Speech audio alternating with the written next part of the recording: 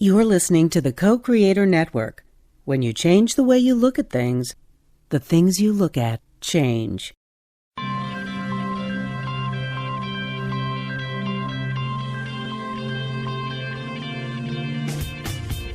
Spread the word. It's time for the Dr. Robert Show. Join him today with his guests as they explore current hot topics about healthy living as food for thought. And what do the stars say? A look at how you and today's events are influenced by the cosmos. I Want to Believe, with thought-provoking prophecies about UFOs, star visitors, disclosure, and the 2012 awakening. Each week, new topics on relationships, conscious business, science, and technology all bring better understanding to our daily pursuits. Education will determine how our kids think in the future, and we will examine provocative new ideas in art, music, and dance as well. And now, it's time for Dr. Robert.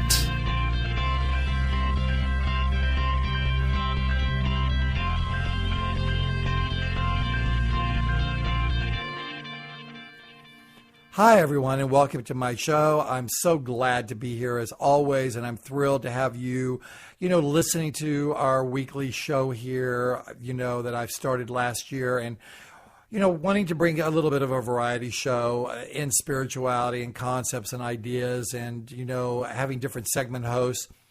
I'm always looking to expand it, so if there's any interest out there of you becoming a segment host, please get in touch with me at drdp@robertpeace.net or info@robertpeace.net to let me know what it is that you would like to do. I'm going to be bringing on a new segment host very soon to talk about branding. She's a great expertise in how to market your platform, help you to really get yourself out there in the world with information that will guide you in this new life that we're living, and the ideas of branding and trending and all of that. And for many of you, I know you're entrepreneurs, philanthropists, humanitarians, and leaders. So much of the baby boomer generation has moved into this opportunity because it's what we're expressing.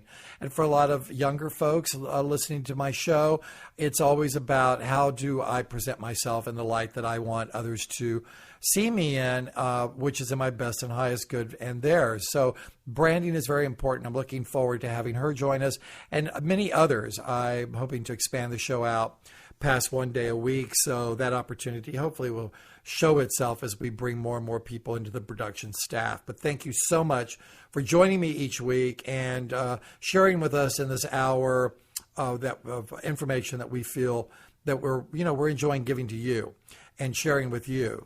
Each week I have great segment hosts, Bobby Marchesso, our resident ufologist, it's really his hobby. It's what he loves. He's all about UFOs, but he's also a dad and a husband, and, he is a psychic medium and does work in that field. And also he's an actor. He's been a broadcaster, worked in broadcasting, an extraordinary career, and continues to have one. I really love having him here. You do too. He gets fan mail all the time. And his work with helping us to understand more about disclosure, phenomena, the entire UFO, story that we sort of know and don't know. And for all of you who have experienced, alien abduction and have been or have seen aliens or spaceships and are still not having a voice to speak to you, Bobby's here to do that for you, so feel free to contact him anytime and, share your stories with him. Renee Baribeau, our practical shaman chef, is a shamanic healer. She's a very good friend.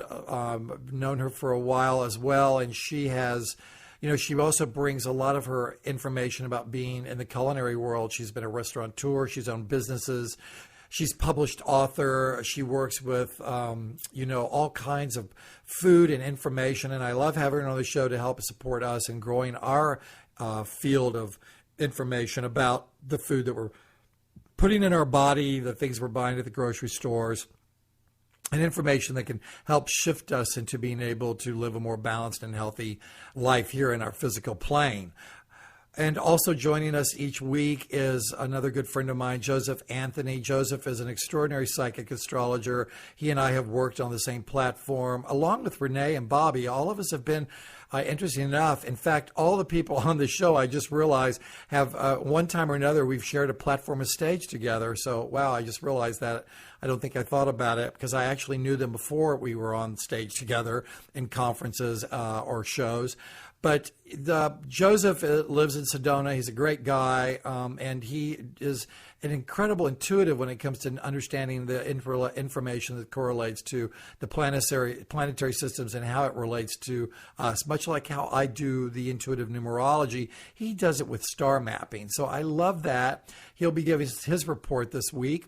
And also Barbara St. John, someone who's is fairly new to the show. Barbara is a grief specialist. I've actually known her. When I knew her before, I knew that she was that. She has an extraordinary background in all kinds of fields of banking and research, and she's a teacher, philanthropist, and a major entrepreneur. She's owned many successful businesses. In fact, she would buy failing businesses and turn them around to be successful for many years.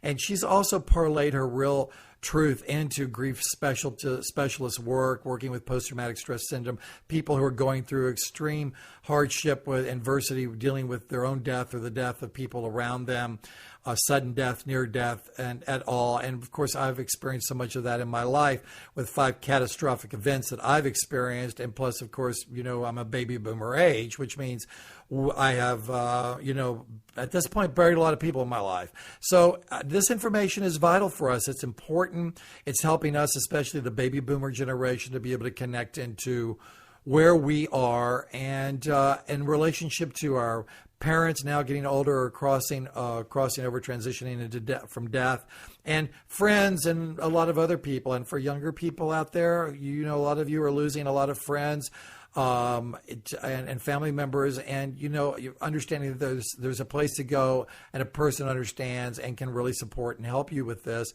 is Barbara St. John. So you'll always want to check her out and see what she's up to. And then there's me, the intuitive numerologist, among many other things. There's a little bit of UFO guy in me, like Bobby. There's definitely a chef in me. I've also been to culinary school. My work in post-traumatic stress syndrome has got me connected to, understanding grief, because I had to recover from my own grief and my own PSTD for sure. And, not so much did I ever study astrology, but Joseph and I have the psychic connection. So we're all here to connect with you, to support you. If we can be of any greater support, check out all of our websites that are connected to here on Co-Creator Network. Big shout out to Ken White, our producer and the producer of Co-Creator Network. It's just a pleasure to be on this platform and for you to share your light and giving us a platform to speak from. This is a commercial-free radio station, and because of that, you get, clear channel. So let's get started with yet another edition of my show.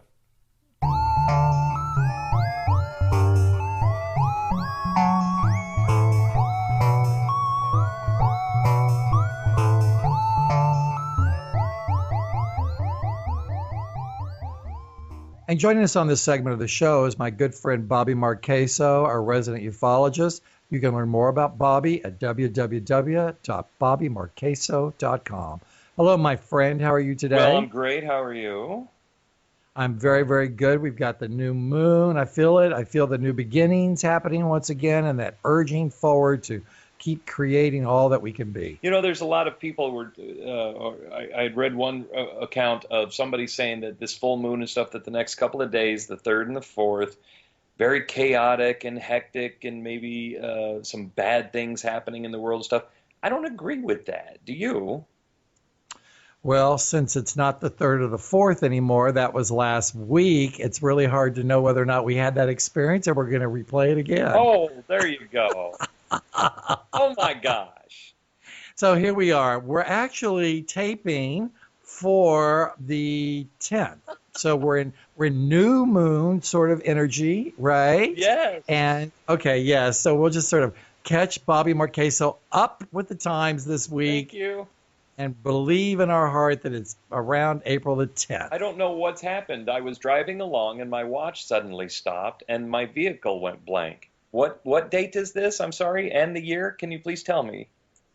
I will tell you something as remarkably funny as that is. I'm actually having moments where I feel like I'm quantum jumping. Now, this is all this woo-woo, booga-booga stuff I love to do, but I have literally been sitting in places or being in places, and I feel like I have had time-lapse photography Really? in my head. And then where I really see it is when I'm watching television. So maybe it's just because you get, it just sort of makes you numb like a zombie. But I would sit in front of the TV, I'd be watching something, and moments would go by, like 5 or 8 minutes. I would think, well, I missed something. I would go back and play it, and I had not even seen that 5 or 6 minutes or have any idea what they were talking about, as if I quantum jumped right out of that moment into another moment. Interesting. Yeah, and then I've been saying this to other people, and they have been saying, you know what, I've been sort of doing the same thing. I'm feeling like I'm doing something, and all of a sudden I'm doing something else, and I'm wondering, what did I do between the time? That's crazy. So what are you thinking about that? Or have you thought about that? Well, first of all, I thought dementia, and then, and then I thought, well, I do have out-of-body experiences, and I've had my whole life, but it just seems very interesting. I don't know, 5 planets in Aries. I have no idea. It's a really intense time, and I think parts of us are, we're jumping. And I'm even doing it in my sleep. I'll be busy in my sleep, and then I'm talking to people, and then I'm awake while I'm asleep. I'm lucid, and then I'm up, and then I'm back down, and I go deep. Wow. And people are saying they're doing the same thing. Are you, by any chance? No, I haven't done that. I notice moments sometimes when I'm talking to people or just by myself when it seems as though I start getting numbed out, or if you've done a lot of psychic readings in a day, there's that point where you just start fogging out. Well, I thought you were going to say, you remember that time you did all those psychedelics. I really thought you were going to go there. But yeah, no, I know it's interesting. Are you doing that? Yeah, it's kind of numbing out a little bit and kind of fogging, and then I have to kind of shake it off and come back to here and now. So it almost, like I'm tuning out or phasing out, but I haven't experienced the whole time delay lapse thing. That's very interesting. Yeah. Well, welcome to my world. Boy. Oh, maybe, I don't know. Anyway, so what's new on the horizon this week? Have you been up on the roof still looking to see if you see a UFO fly by? My luck, I'm going to fall and break my leg before I ever see a UFO. The chances of that happening are much more so than seeing a UFO. I constantly look up in the skies, however, and I've not seen one yet. However, I'm still hopeful that one day, maybe. It's interesting you brought up James Fox last week. Yeah. I don't know if you've had any new work with him, No. but what you said that, it's the idea that said, I want to believe. He has a whole other statement about, I believe what I see is true. And does this mean that has he had encounters? I've been thinking about it all week. I think he has, and he's had some pretty amazing things happen by himself. But the thing that he just has is he's like such a little kid when it comes to this, which I love that passion that he has for this kind of stuff. But the amazing witnesses that he's put together, that's what he really loves. He loves listening to these people and their experiences because he can feel it and live it through them as well. But yes, he's had his own types of experiences and has just been constantly searching it out for such a long time. He's put together some really great documentaries. Well, I think you should give him a call and do a special report with him for the Dr. Robert Show sometime. Absolutely, I will do it. That would be very, very cool. Yeah. So what's new this week, Bobby? Well, there's a lot of different, Washington State was actually the first place where UFOs, the term was coined. And I can't, forgive me, but I can't remember the guy who originally saw the whole UFOs, famous guy. I could probably look him up real quick as we're sitting here talking, but he's the one that saw 6 flying type discs that looked like they were upside down saucers, right? Flying saucers. So that was over near Washington, and he was just simply flying his plane. Well, then, of course, there's been so many reports about possible alien bases or underneath Mount Shasta, which I know some friends who have done UFO scouting missions there, which I would love to go on and just watch the night skies over by the mountains. I've been, I've watched a lot of stuff up in the sky before, and I just tell you, you see tons of satellites, and flares and things like that. At the space station I've seen, just very, very interesting just to watch the night sky anyway. But you would think, being right in the middle of that you would be bound to see something, but I haven't yet. But they're saying that there's actually an alien base in Alaska. Apparently, the U.S. intelligence community involvement in a controversial issue of psychic spying that began in the early mid to 1970s. Remember, we talked about a few times on the show, we've talked about remote viewing. This is how, for those of you who don't know, this is where a psychic or somebody who's tuned into certain types of abilities are able to see locations and places. It's not a mystery as to how they do it. I think, Robert and myself, are kind of old hands at this, and it really is just, that's the type of flow, that's the type of energy. All things can be done. When you talk about remote viewing, typing into the psychic flow of things, for me, it's really just of course, why not? Because it's just another facet of tuning into energy. I've done it myself. I've had loved ones from the other side, because I'm also a medium, but I've had loved ones from the other side show me places where they sit at, in a person's home, where where they can be seen, and that type of thing. When I watch these documentaries, that's one of the things I'm tuned in with my ability to be able to see if these documentaries hold water or not. And then as somebody's describing, like there's a documentary of a person who worked for S4. He was security there, and discussing about what he saw, what levels of Area 51 and S4 that he's worked on.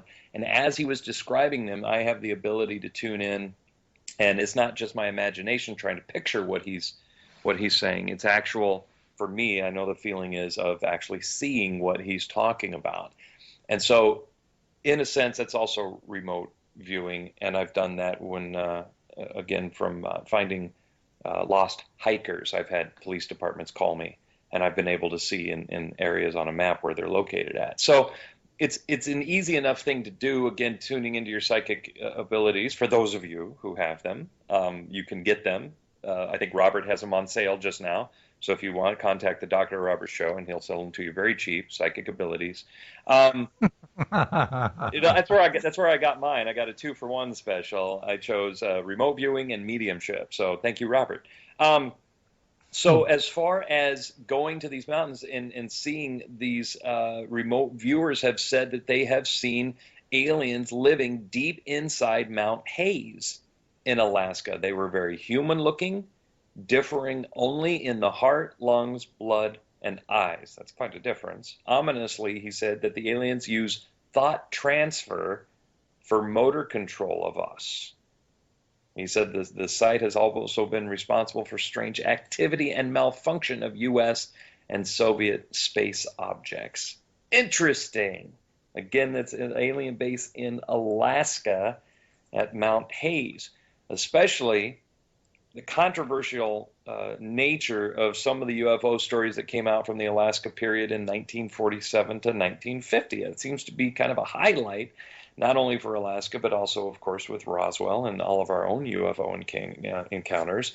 But they've had really good stories that have come out of there, from especially FBI agents to high official Army officers that have noted high-speed UFOs corroborating each other's stories, that type of thing. Afterwards, they're writing memos to then J. Edgar Hoover, that said, this was from the Office of Anchorage, that they've been able to locate a flyer who observed some flying object near Bethel, Alaska in 1947. And then the report continued that it related to the occasion of seeing the flying object was on a July day when the sky was completely clear, and being during the early part, it was daylight rather than the entire night, and the time of the sighting, about 10 p.m., they were talking about what this actually looked like. It seemed to be a C-54 without fuselage, kind of like a flying wing. So very fascinating type of thing coming out of Alaska, alien base in Alaska. Robert, I didn't hit my timer, so you're going to have to tell me how much we have here. How much longer? We ran out of time. We're out of time. Oh, We're out of time. There's always next week, my I had the friend. best story too, man. But now, forget it now. Forget it now. All right. Well, it's just going to have to be the teaser for next week to tune into my good friend Bobby Marchesso. You can learn more about Bobby at www.bobbymarchesso.com. Thanks once again for joining us this week. Have a great week. You too, sir.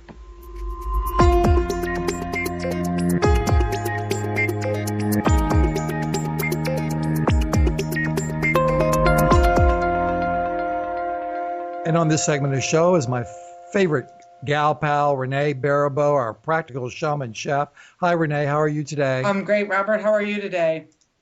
I'm good. It's spring. It's spring. I've been saying that all week. I think that spring, it has sprung, even though in some parts of the world it's still a little bit cold. But mostly I think people are starting to feel that itch. Yeah, it's definitely, I know it's coming from me because I've been finding myself doing a little cleaning. I've been finding myself at the grocery store looking for the new spring vegetables that are going to start showing up here. And of course, the flower marts are extraordinary because they're full of narcissus and tulips and Easter lilies. And it really is a time of the year. I really think it is. And even in the grocery store, things are starting to look a little bit fresher these days and a little bit more alive with energy. Yeah, and not that winter squashes aren't. I mean, I love nothing better to me than an acorn squash, and I love spaghetti squash and beets and, Brussels sprouts and all of that. But boy, I tell you what, I start thinking about summer and cantaloupes and watermelon and all of that process going on. And right now we're beginning to start seeing that. You're right. I think that I believe that it's the time to start getting excited about planting your gardens, and also about really taking these spring vegetables to your stomach and into your food, and really it's a good time to cleanse as these vegetables come back in and are available, and really it's time to get out there and move around and shed some of that weight you might have needed to keep yourself warm this winter. And I love spring and I love summer because I love to cook. Yeah, and you know what? You were talking last week and have been over the last few weeks. The word cleansing keeps coming up in your dialogue. So, do you have any suggestions? This is probably a really good time to begin the cleansing process from the winter, sloughing off our winter fat. Do you have any suggestions about cleansing? Let me tell you, were you the one who told me about the reboot diet? Yes, I am. Oh, well, I have to say I'm really happy with the reboot diet with Joe Cross. And Joe's great. And I didn't know Joe, and you told me about him. But let me tell you what I learned about doing the reboot diet for me was that it is structured for, you can do it with their help, or you could do it on your own. And I downloaded the 15-day diet, and I kind of got off of it after about a week, but I'm heading back that way, because the way it's set up, they have it so well orchestrated that the meals go in order so that I never craved sugar.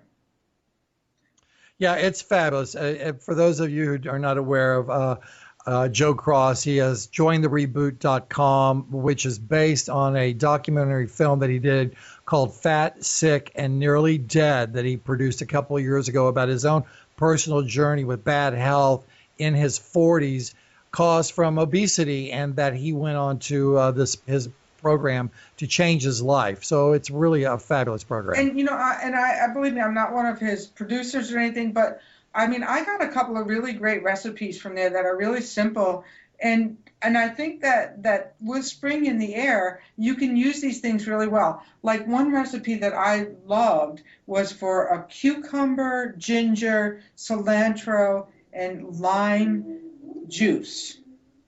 Yum.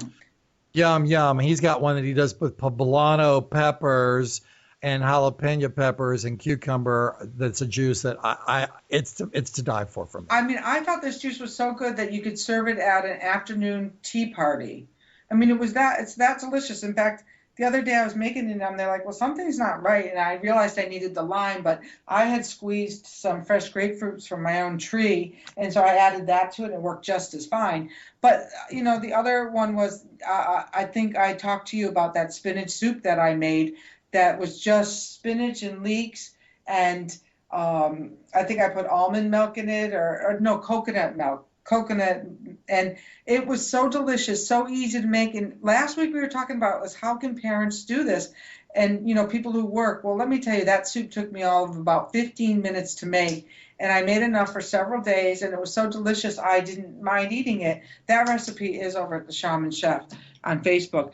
But I just popped over to his website while we were here, and like, it's a matter of integrating this into your lifestyle. It's not a matter of today I'm going to go on a diet for 10 days and then I'm going off of it. And yesterday, last time I talked about a little bit how it was a holiday and I cheated just a little bit, but not as bad as I would have been. Like, I did finally get 2 black jelly beans, and that really filled that need up for me for jelly beans too. But start adding recipes that are going to change your life over time. Like, I just came over here, listen to this, a meatless Monday, avocado cream of mushroom soup. Doesn't that sound delicious? It is delicious. I love avocados. Have you tried his avocado soup?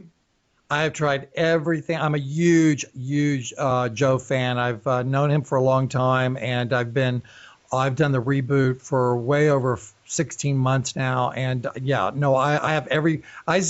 all of his recipes. I have a large book that I keep everything in, all categorized out in my kitchen next to a few other of these programs that I love, so that when I can go in there, I can kind of go through it and say, okay, breakfast or lunch or dinner or snack, and then go, oh, okay, cool, this is what I'm going to do. And then I go to the grocery store and buy whatever I need for the next couple of days. Like you said, it's all about the planning and have those things, ready, because I actually have parts of me that have to have some of the things on the diet. I'm going to try this tonight. I don't know about you, but it's got avocados, lemon, coconut oil, mushrooms, red pepper, and onion, and tomatoes, and basil.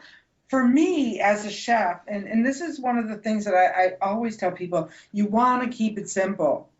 To me, if a recipe has more than 5 primary ingredients, it's too complicated. It just needs to be really simple, really fresh, really easy to do, or you won't be doing it. And we keep talking about that. But back to the spring vegetables. So, what is fresh right now? I had some amazing snap peas last week. You pull off the strings and they're great in salads. You can blanch them for a little bit. Who doesn't like a snap pea? Right. And again, the thing is that we've got the opportunity now to start the garden. And you're really avid about getting people out there and discovering how they can start looking at seeds. And this is the time to start, turning that dirt over and getting those tomato plants ready and whatever it is that you want to start growing, because this is just the season. Even for the folks living in the snow, they can start getting their seeds prepped in small pots in the kitchen so that they've got them ready for transplanting themselves if they want to do that as well. Yeah, because I'm sure your gardens are probably still a little bit too damp in some of those colder climates. And if you live here in the desert, you get into a place like that, there's not too much more you can plant before, it's getting a little bit too hot to be planting here. So depending on where you live, another nice thing you can do this time of year is that these great raw salads with zucchini and carrots, with some cilantro, it's great. And the other thing that I love, but it's probably going out of season now, is to use spaghetti squash instead of pasta. I love it. I love it. I love it. Do you actually have a recipe for it without butter? Who needs butter for your spaghetti squash? All you do is pull it out with a fork and make yourself a nice marinara sauce to go on there. You could put some olives in there or some artichoke hearts or any of these nice spring vegetables that I'm seeing, available right now. And And it's really simple. If you go over to YouTube, which I've never really sent you over to YouTube, but I have a channel called Enlightening Arts, and I have some really great recipes there that are all under 4 minutes to watch. Really great for some things with some spring vegetables, including my pasta primavera recipe that's there. I'm salivating. I've told you before the call, I'm hungry. Oh, right. Talking about food. So here we go. Yes, I'll also suggest that when we're talking about squashes, that most people don't think about is that you can, lightly steam it or bake a squash and very lightly, and then blend it all up. And you can put ginger with it. You can put cayenne. You can put, curry powder with it. There's so many different flavors to a squash juice that you can make with either vegetable broth or whatever you want to make with it, coconut milk, almond milk. I mean, to die for. Cold or warm, squash make great soups. Yum, yum. Well, again, if you want to find any of these recipes, go visit me over at the Shaman Chef on Facebook, and there's tons of recipes there. All right. Thank you so much, Renee. Of course, you can learn more about Renee at practicalshaman.com. But what is the Facebook pages again? Did you mention YouTube? What's the YouTube page at Facebook? My YouTube is Enlightening Arts, and there's all kinds of under 4 minutes cooking magic recipes there. And then over at Facebook, the Shaman Chef. And if you're not much of a cook, but you want to know what I'm up to, go over to the Practical Shaman, where I post quotes to keep you young. Forever young. Well, thank you so much. Thank you, Renee, for joining us this week. You have a great week. We'll talk to you next week. All right, great.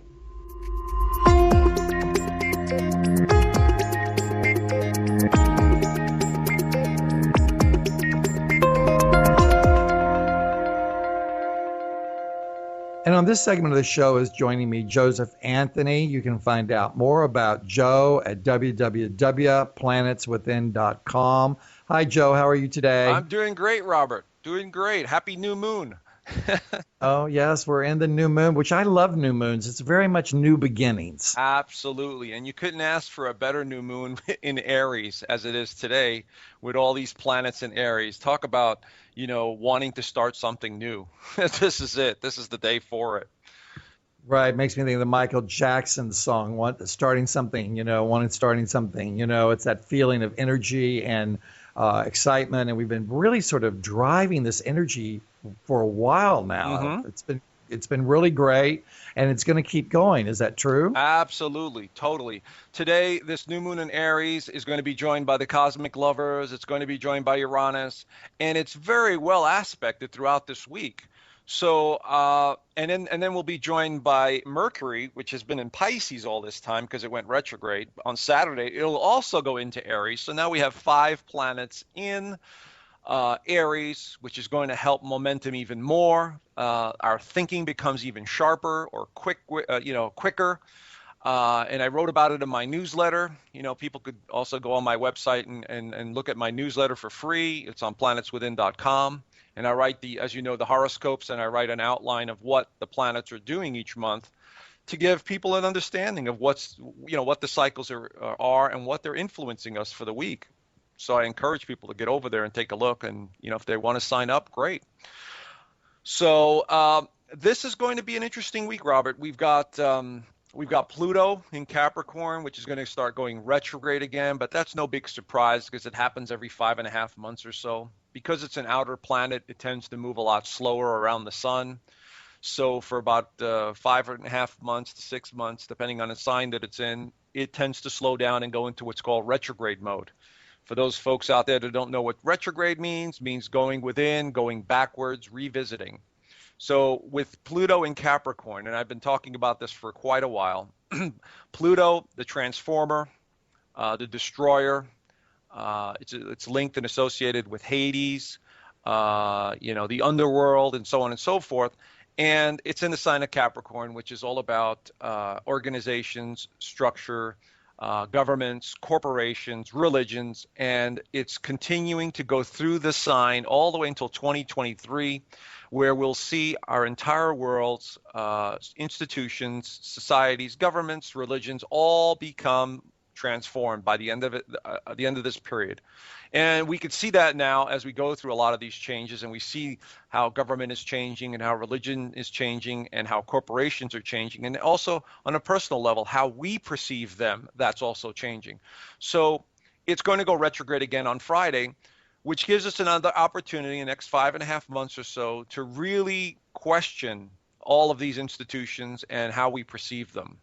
So this is actually a good thing, because you and I both know, Robert, that we have to change our perception of reality, and we cannot keep giving our power away to all these institutions. It's just not going to help. It's not going to work. We've given away our power way too long. So anyway, this week is a very dynamic week with the new moon. The new moon is a great opportunity to start something new. It's a great opportunity to start a physical exercise or activity, because it's in the sign of Aries. Aries is a fire sign, which is all about action and doing and movement. So it's a fantastic time to sit down and say, I'm going to start a physical exercise program, and I will do it for 6 months, 3 days a week, and this is what I'll do, and outline it and put an intention behind it to really get the momentum going. And you will do it, and you start doing it. So, but this is a powerful new moon. As I said, the cosmic lovers, Venus and Mars, are going to be emphasized here. So there's more playfulness. There's an element of sexuality here. There's creativity. There's sensitivity. All of that is going to be highlighted today and for the next couple of weeks, all the way up until the full moon on the 25th. So this is a fantastic time to reach out to people that we've always been interested in or we're curious about, whether it's in a romantic setting, whether it's in a business setting, whether it's just wanting to reach out to these people and get to know them better, or overcome some sort of problem you might have had, whatever it is, or meet new ones. This is a great opportunity for all of that. The physical vitality coupled with the desire to move forward is very powerful today. So, and new moons usually have a 3-week window of opportunity. So don't think that it's just lost on this first day or the second day or so on and so forth. It really goes for about 3 weeks. Whereas if a solar eclipse takes place, that has the momentum of 6 months to a year. So this is on a smaller scale, but it's still extremely positive to get out there and do something new that you've wanted to do. As I said earlier, into the weekend, as we go into the weekend on Saturday, on the 13th, we have Mercury, the communication planet, switching signs from Pisces also into Aries. Now we have 5 planets, and Mercury represents our thinking. In quick-witted Aries, the ideas just come to us, the revelations, the awareness just seems to come at a faster rate. So please jot your ideas and your dreams and anything that comes to mind, write it down on a piece of paper, or record it in some way, maybe in an MP3 or something, because they're going to be coming so quick that we're not going to have time to think about them, because a new idea will just pop into our heads. So great opportunity to write down those ideas. I know I've been getting so many brilliant ideas about what's coming, what to do next. One of the areas that has really been being highlighted for me is technology, and I love technology, and I could just see what's going to happen in the near future with the free energy devices, with all kinds of changes in the having to do with technology and computers and all this stuff. It's just going to become an amazing period where there's an explosion of energy in the technology sector, which is going to radically change our lives. And that's the kind of energy that Aries represents, is radical change, radical development to move forward, especially with the sign of Uranus in Aries. So that's what this week is really bringing. As we continue into the weekend, into Sunday and Monday, we have the moon in Gemini, which is more versatility, more creativity.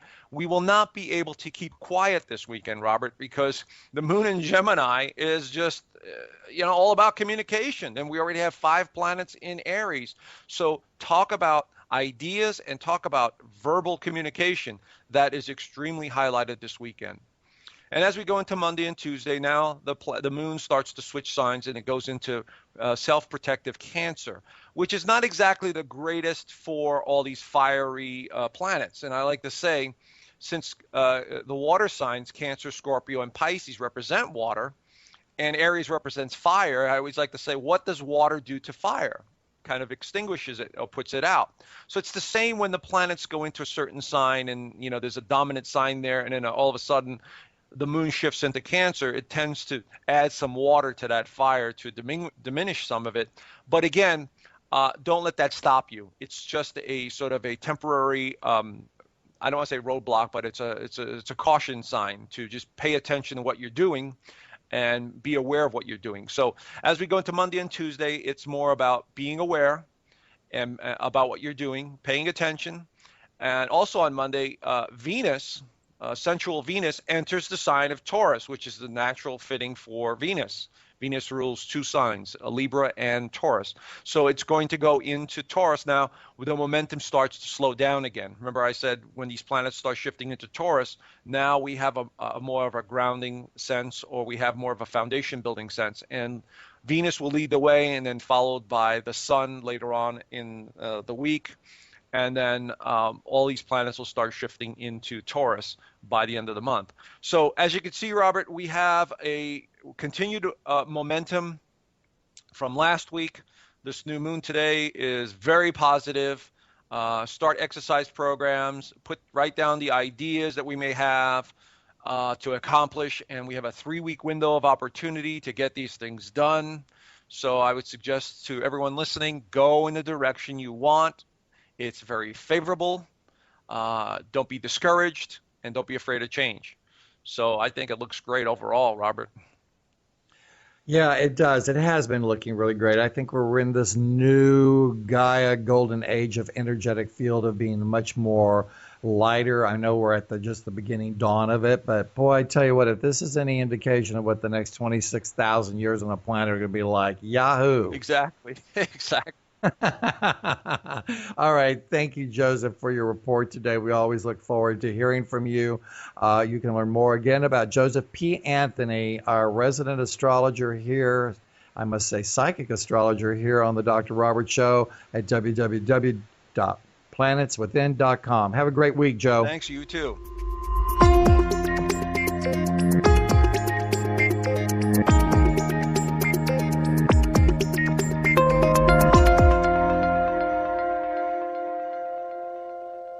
And joining us on this segment of the show is my good friend Barbara St. John, our grief specialist on this segment, talking about all sorts of things regarding life and death and everything in between, and how we actually get from here to there and enjoy the view.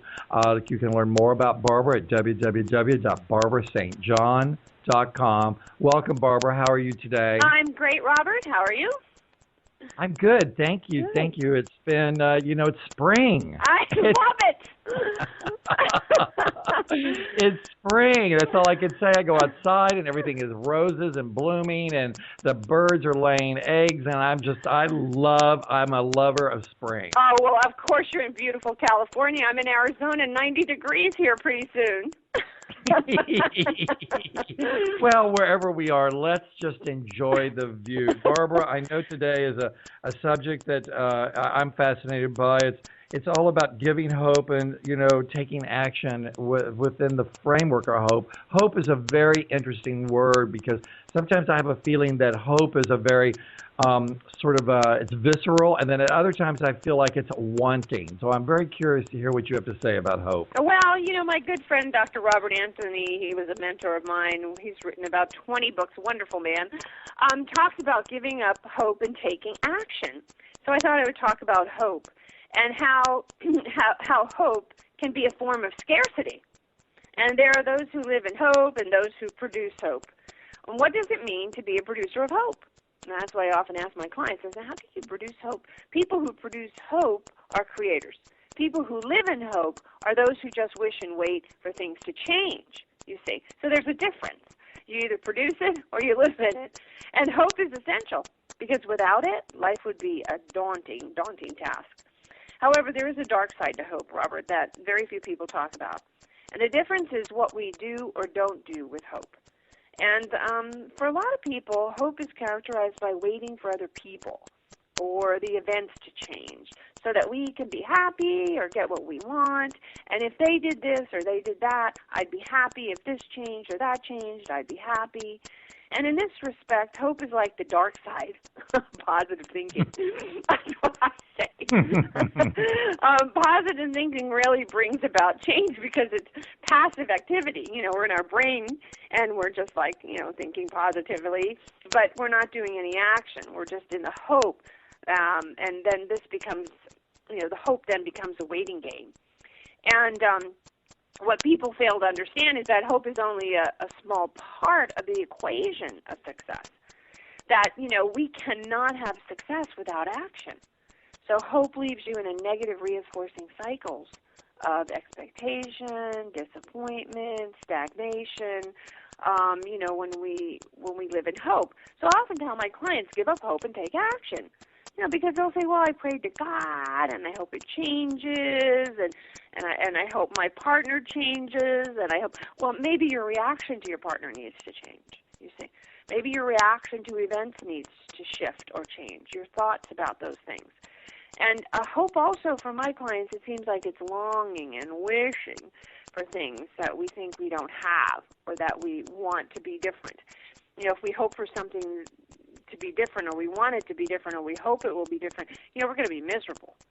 However, the energy we put into wishing and waiting actually prevents us from receiving what we want. Did you believe those thoughts, Robert, about hope? Oh, yes, absolutely. I do. I totally am in alignment with you that hope can be a false god. I think that I love the idea that you're either producing it or you're living in it, and that I feel like if you're producing it, it's magical thinking, and if you're living in it, it's wishful thinking. Yes, you've got it. That's perfect. That's put beautifully. And then it becomes a prison, and we become a slave to it. It's a conditioned belief that there's nothing we can do but to sit back and hope for the best. Have you heard people say that, Robert? I'm hoping for the best. Yeah, and I think our country is doing that. I think a lot of the religions do that. Yes, I definitely think teachers do that with their students. Yes, yeah. And the dictionary defines hope as the desire for something to happen while expecting or being confident that it will come true. And so I'm hoping, and in my hope I'm confident that my hopes will come true. And there's nothing more. It's nothing more than a waiting game to me, Robert.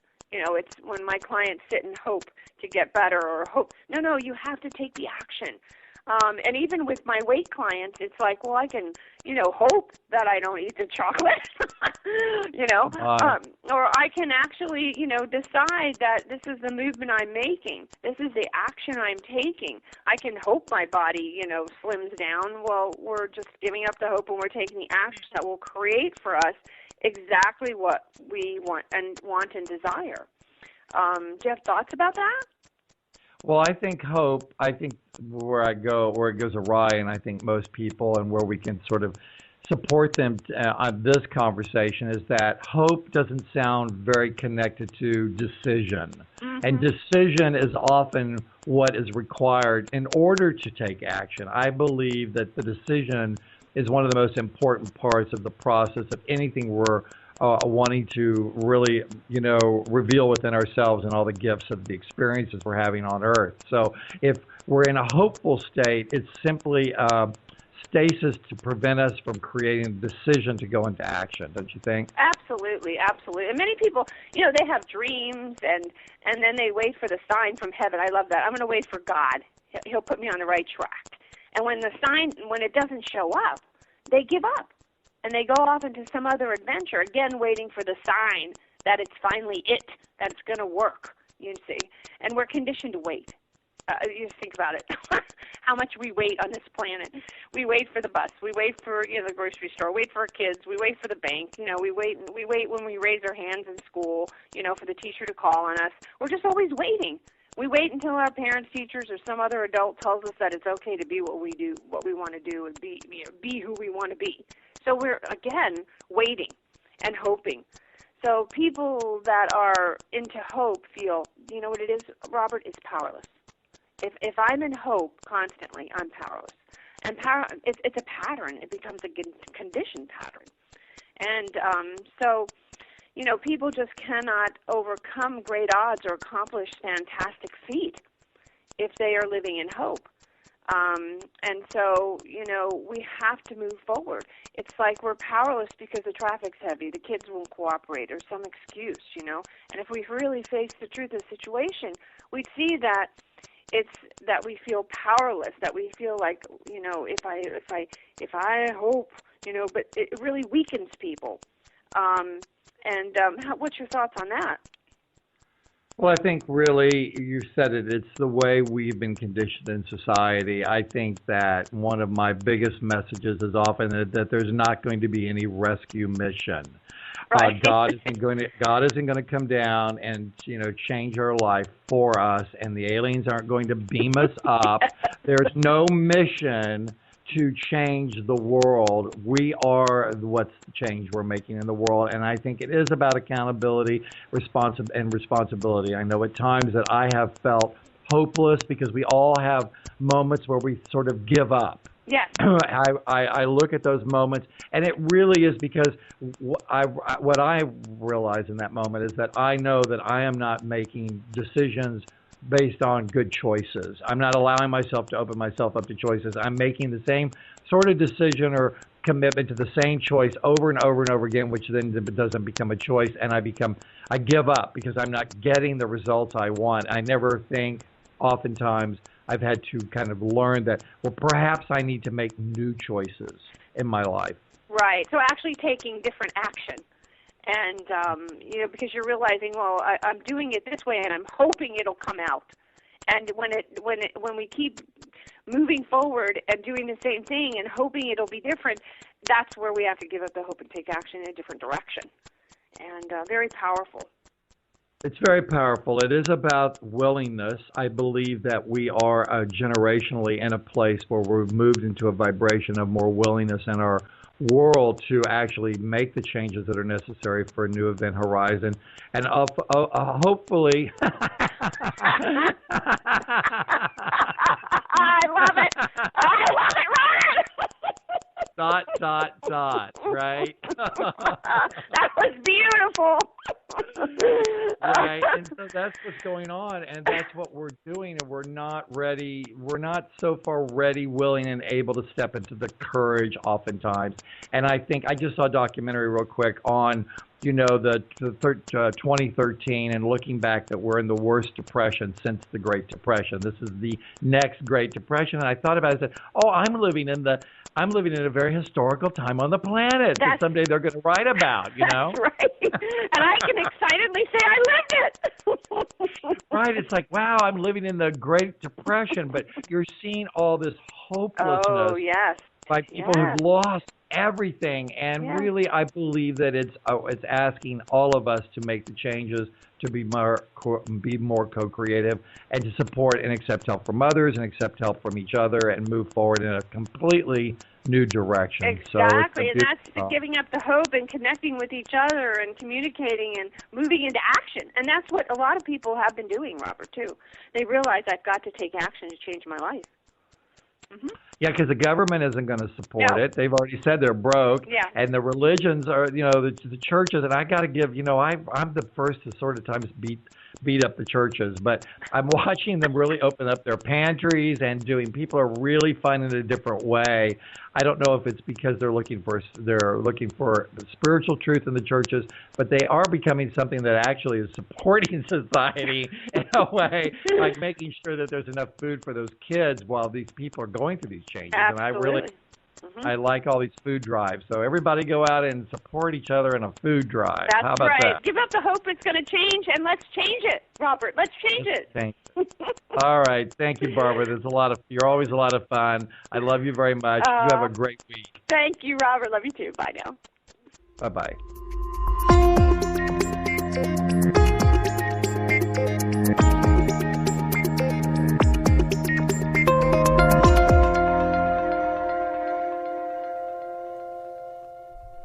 So here we are in the last segment of the show, and I wanted to share with you a couple of things. One, before I get into sort of showing up with some intuitive numerology that I want to share with you this week, as far as the vision of how I'm seeing things for all of us this week, I want to remind everyone to check out my website at www.robertpease, that's with an S.com, and especially my calendar. The information is still going in there, but there's a lot of events and opportunities that I have going on throughout the month of April and May and June.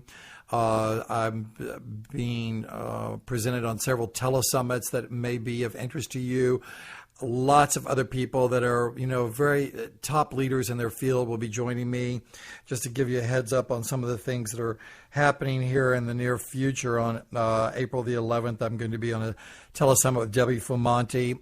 So that'll show up on my newsletter. And if you've never opted into my newsletter, go to robertpease.com and opt in for my monthly newsletter and the events and things that are going on for me. I have like 3 major telesummits coming up this month, including another one on the 18th of this month with Teresa McGuire on parenting, for those of you who are interested in learning more about the process of, shifting your energy into being able to support. Especially for me, I'll be talking about the teenagers and the children today, the crystal kids that are under 13, and then the teenagers are the rainbow children and what they are, the process they're going through, and how we can deepen your understanding to your commitment to being able to give them the very best that the world offers them right now. So that's going to be happening on the 18th with Teresa McGuire. Like I said, more information throughout this week. And next week will be on my calendar on my website. And then the 25th, I'll be on Mary Cooper. Mari Cooper is doing another extraordinary event in her Aha Moment series that I will be on, that is coming up. I'm really excited about that one. There's going to be a global connection. There's a premiere of a new film that she's a part of that she's going to be premiering with Bob Proctor and a lot of other people on. So there's a lot of great information there for you. And towards the end of the month, I'm going to be recording a pre-record with Eldon Taylor, best-selling author, fabulous man. He's going to be on a show later this month, so I know that you'll be wanting to connect more about that. And like I said, lots of things, lots of events are coming up in the month of May that you'll want to be connected to. Besides, I'm going to begin doing once again my Imagine course.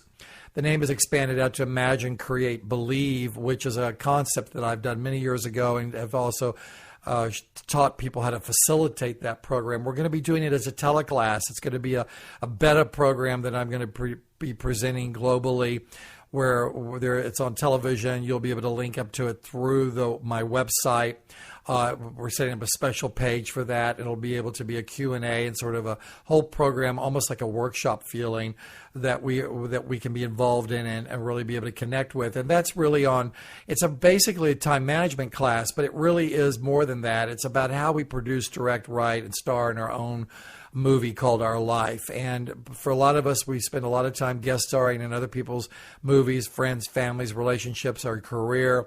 And we spend a lot of time in their trailer waiting to go on and have our bit part or a larger part, depending on how much they've coerced us into being there. And then the other part of that is how much time are we spending really producing and creating and believing the picture that I want to create with my life, expressing myself fully, which it shows up also in the numbers for me when I do intuitive numerology readings for folks. So that's going to start in May. It's going to run the first Monday of every week in May. You can find out more about that by, again, opting into my newsletter, because we're going to be talking about that a lot next week. I'm very excited about it. I've really loved that platform. It's about education. More importantly, it's about really changing our belief systems and getting ourselves in a position of being able to open up. This week is all about opening and expanding yourself as a visionary, really seeing who you are in terms of your bigger picture. So my question to you is, how much are you stepping back in your life and kind of sort of taking a look at where you fit into the bigger picture of your life and how your family and friends also fit into that bigger picture? And when we sort of climb up on the mountain, sometimes we give a different view of who we are. We can step back for a moment, just sort of observe all the trees instead of being so deeply involved in the forest. You can too. I want to thank all my segment hosts this week, Bobby Marchesso, Renee Baribeau, Barbara St. John, and of course, Joseph Anthony for joining me once again here on the show. We'll see you next week. Everybody, have a really, really great week. It's spring. It's spring. It's a time to get out and play and have a joyful time to get ready for the summer. Until the next time, have a beautiful, beautiful week. Bye-bye.